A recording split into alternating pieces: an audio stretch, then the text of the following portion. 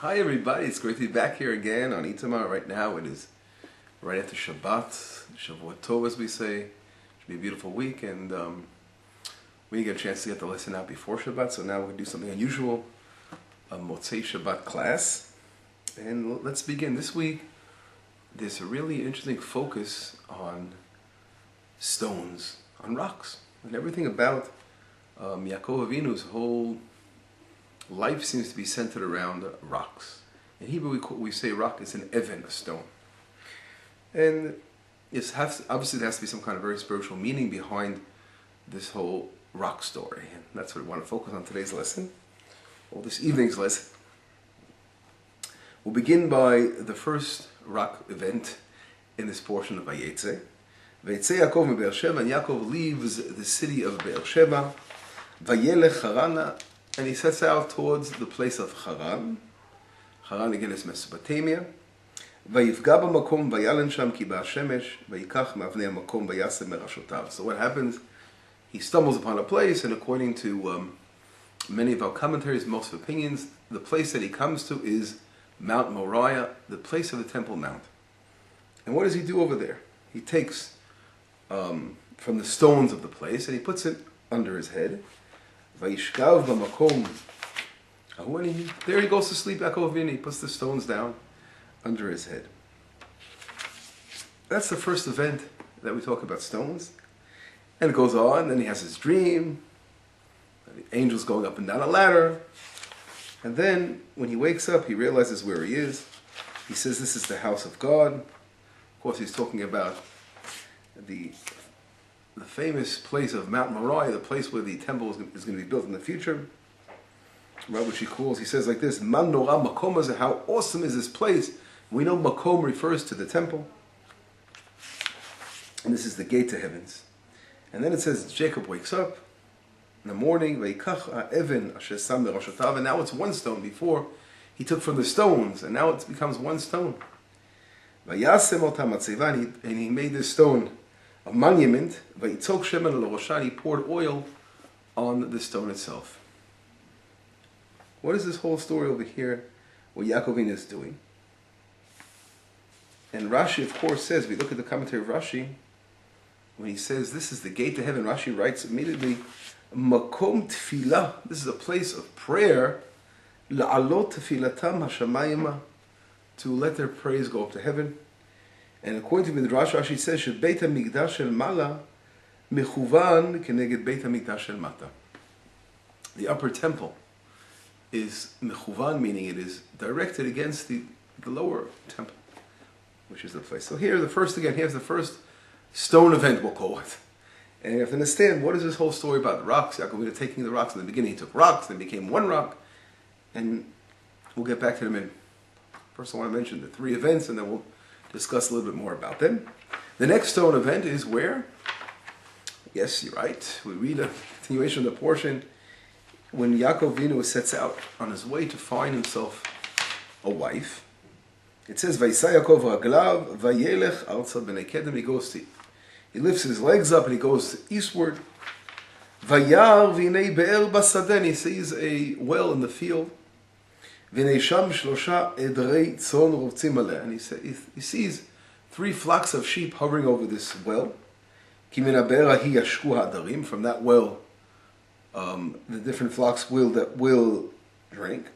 There's a huge stone over the be'er, over the well. And then it goes on to really describe in detail how they do. All the different flocks, they would gather together. And then they would take off the stone, and they would again water the flock. And they would turn the stone to its place. And then Yaakov begins to have a conversation, and he says, "Do you know Lavan ben Nahor?" And they said to him, "Yeah, they do know." And of course, they mentioned that Rachel is coming, the shepherdess is coming. And of course, what does Yaakov do? Immediately, Yaakov was able to get the strength to do it alone, to take the stone off the well. And of course, this whole thing about the stone and the well, this whole story again is another stone event, which we have to understand. What does it all mean? And that's the second stone event in this week's portion. If we follow further to the end of the portion, there's another stone event where a ceasefire is being called between Lavan and between Jacob, Yaakov Avinu. And what do? They set up something called a Gal'ed, a monument of stones as a covenant between them. You're not going to cross this territory, you're not going to cross that territory. And what does it say? And it says, this monument, Yaakov first of all says, Vayomi Yaakov lechav liktu avanim. Yaakov first put one stone down, and then he says to the different opinions who he's talking to the brothers of Lavan or his sons, or to his own sons himself, to set up this mound. Vayesu gal vayachlu sham al hagal. They had a little meal by this mound itself.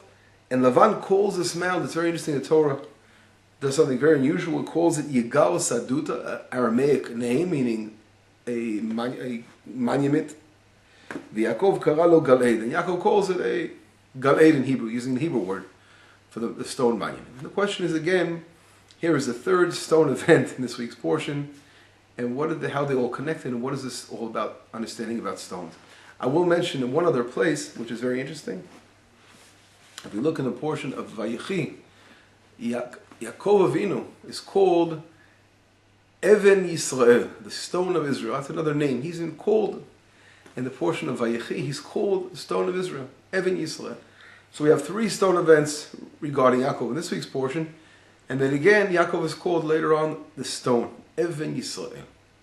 Very interesting question is, what does this all mean? Again, what is the whole concept of understanding stones in relation with Jacob? What is it all about? What does a stone mean to us as we study Torah and try to understand the deep meaning behind stone?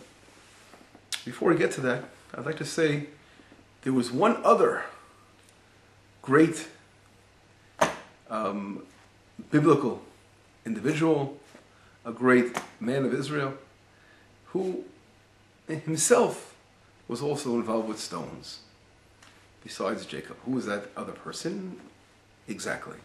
King David, David HaMelech. King David himself, as we know, when he goes out to war against Goliath HaPrishti, Goliath, the Philistine, he takes 5 stones, and then of course, until he knocks him out with one stone, but he's connected to stones.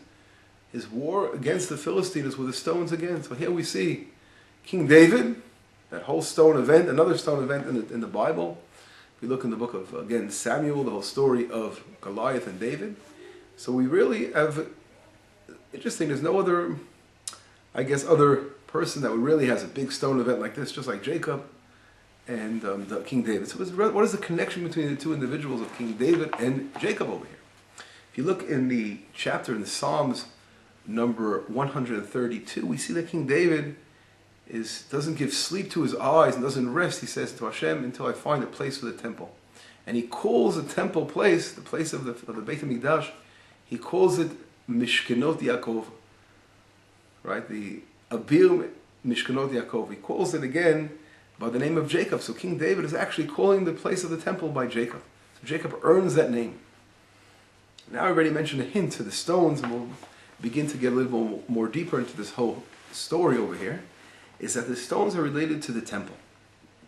If we quickly go back and we try to, we'll see actually how the verses themselves are reflecting upon the temple itself. And I'm not going to get into all the details of Midrashim, how they learn out from each verse, again, specific things regarding the temple, exactly which temple it's referring to. But of course, the first event of the stones, when Jacob comes and he lays upon the ground of Moriah, of the Temple Mount, and God gives him the prophecy that he's over there. And the stones that he takes, we are told by our rabbis, we learn out in our ancient sources, that those are the very stones that Isaac, when Abraham bounded Isaac, it was on that altar. And he used those same exact stones. And there were 12 stones, were representing each of the 12 tribes of Israel, that Jacob wanted each one to be part of the actual building of the altar, of the temple, of course, the altar and the temple. And therefore, as we know, every tribe gave a portion. King David collected from every tribe 50, as we say, 50 coins, or whatever it was, the currency, together with 600, 12 times 50, 600. So every tribe would have a portion, again, in the temple itself. And this we learn out, And so we actually see this particular place is not only a place, of course, where Isaac was offered. It also goes way back to the first man, and when the first man was formed. And from this stone, we are told in Pirkei de Rabbi Vayetzeh, one of the ancient midrashic sources, that the Even Shtiah, which means it was the foundation stone of the entire world, was connected to the stone that Jacob actually built the altar, and he poured oil over it. God connected it to the foundation stone called the Even Shtiah of the entire universe. Began that place in that moment, and that, of course, is in the Holy of Holies in the temple. So here we see, wow, the first event is definitely connected to the temple. Let's go to the second event. Second event, there's also amazing hints to it. First of all, the first powerful hint, it says that what does Jacob do? When Jacob goes out to find again, when he's looking for his shidduch, as we say, he's looking for his wife, and it says, Vayisa Yaakov raglav, and he lifts up his legs, Vayelech, and he went. Of course, it always seems to be so superfluous that the Torah has to mention he lifted his legs up and he went. Of course, a person can't go without lifting his legs up, right? We use our legs when we go somewhere. And that's why it's hinting to, in something we say, regalim. When a person goes to the temple, right, he goes, right, something called aliyah leregel. When he goes up on the holidays, the three famous holidays, Passover, Shavuot, and Sukkot, Pesach, those three holidays we go to the temple, and it's a special commandment. We have to go and appear before Hashem. And it's hinted in the word when Jacob, of course, lifted his legs up. But more so, let's go on. How many different flocks of sheep were there? There were three. There were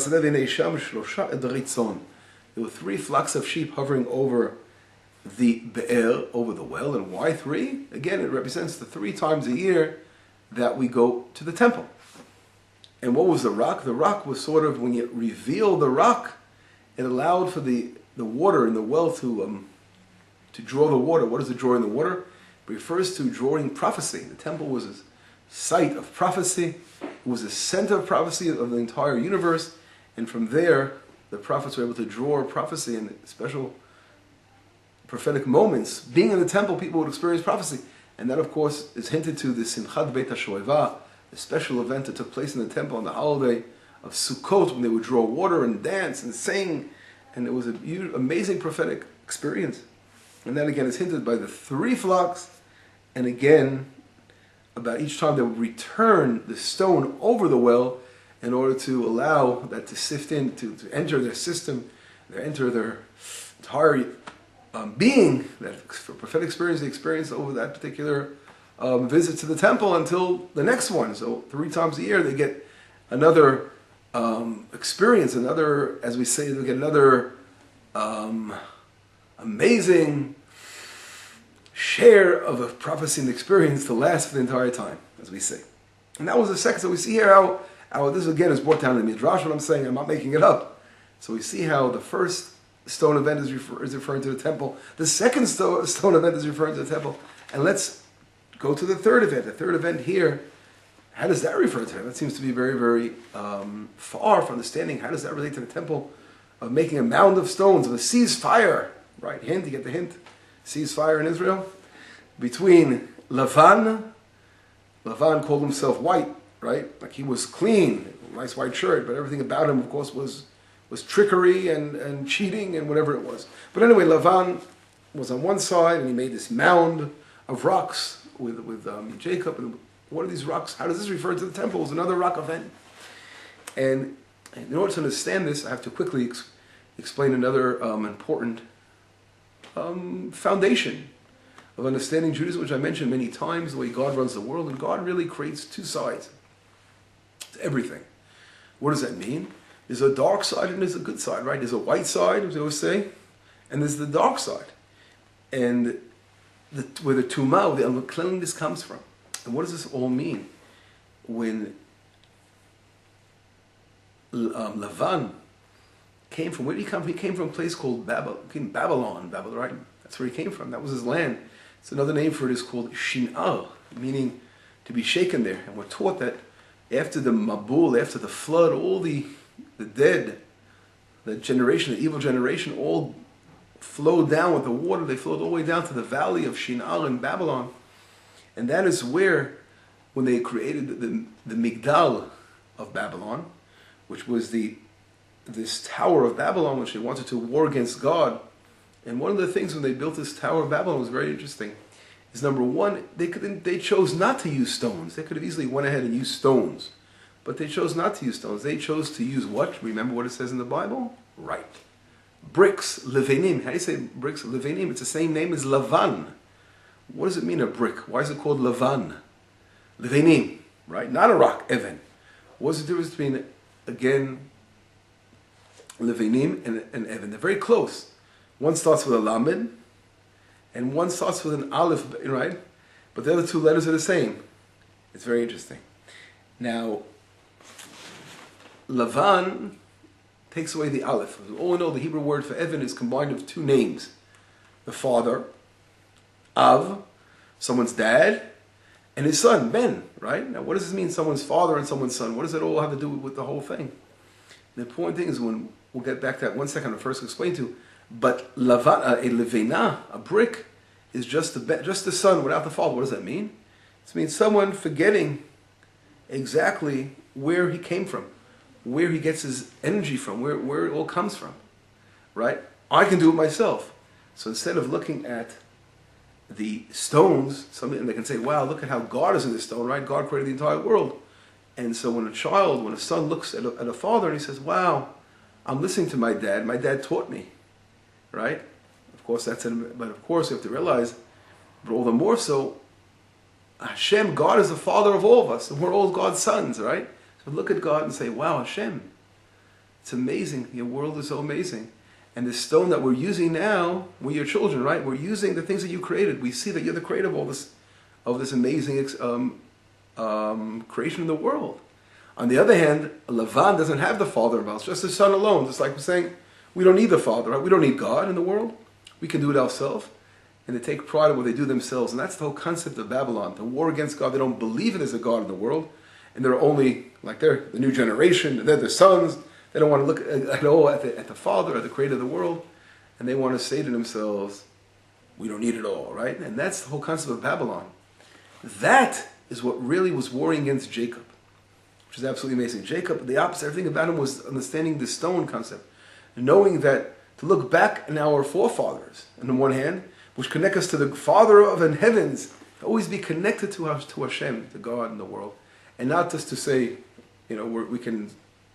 We don't need anyone. We don't look beyond us. And that's the whole concept of stones. Stones are not only looking who the Father in the universe is, or not only the Father of the universe, of course, looking at the Father, our fathers, and connecting all the way back to our heritage all the time. That's the beauty of stones. Stones is something that's so natural in the world, and it always reminds us of where God is in the world. And of course, stones also represent souls, the letters, the whole entire letters of the soul. Is the 22 letters of the Israeli, the Hebrew alphabet. And that's also connected again to the whole concept of what stones are all about. It has all come to King David. It's the same exact story. King David, when he fought against the Philistine, he was fighting against this Philistine who didn't want to believe in the oneness of God in the world, who had no faith in God, an idol worshiper. And so what does King David do? He comes along with the stones, the 5 stones. And the 5 stones are very, very interesting. Because if we look at the letters of Shema Yisrael, Hashem Elokeinu Hashem, right? That's 5 letters. Echad, at the end he takes 1 stone. He unites all those 5 stones into 1 stone, which he hits the Philistine, he knocks him out to show that there's one God in the world, and your idol worship and your evilness of trying to eliminate God in the world, we're going to fight against that. And that's the whole concept of the Temple Mount and the Beit HaMikdash. The whole Beit HaMikdash concept is to build a beautiful temple in Jerusalem, which will be rebuilt soon nowadays. And from there, prophecy will reach the entire world. And from there, we will proclaim the oneness of God. As it said, of course, in all the prophets, that the entire world eventually will come to understand the oneness of God at the end of days. It says in Tzfanya, it says right out, everyone will know very clear the clarity of understanding this one God in the world. That's the war, basically, that we're fighting against the evil forces of the world, to eliminate the idol worship in the world, to eliminate these evil forces. This is what Jacob is all about. This is what King David, of course, is all about, which will bring about Messiah, to understand the oneness of God. only one God. There's no one else. There's no partners, nobody else. One God in the world, and we are all His sons. Every one of us are His sons in an equal way. And we will worship Hashem by saying, Shema Yisrael, Hashem Elokeinu Hashem Echad, and God is one. Have a fantastic week, and we'll be in touch very soon. Shavua Tov, B'Seorot Tovot, and good tidings and good news for all of us. Shavua Tov.